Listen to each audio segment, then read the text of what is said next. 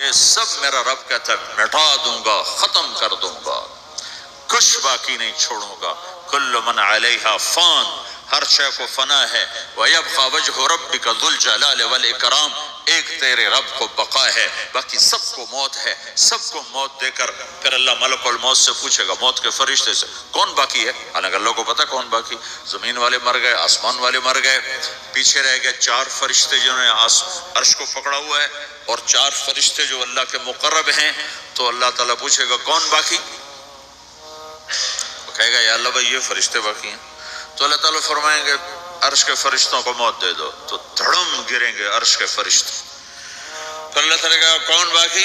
تو وہ کہیں گے یا اللہ یہ جبریل، میکائیل، اسرافیل اور تیرا غلام۔ تو اللہ تعالیٰ فرمائے گا جبریل، میکائیل مر جائیں تو اللہ کا عرش بول پڑے گا، عرش یا اللہ جبریل، میکائیل کو بچا لو۔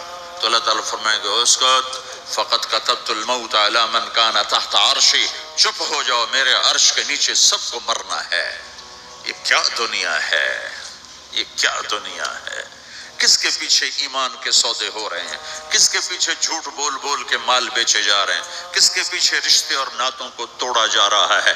کس کے پیچھے بھائی بھائی سے لڑ رہا ہے؟ یہ کیا ہے؟ یہ کیا دھوکہ ہے؟ یہ دھوکے کا گھر، یہ مچھر کا پر، یہ مکڑی کا جالا۔ گزر جاؤ اس سے اپنی آخرت کا سامان تیار کرتے ہوئے۔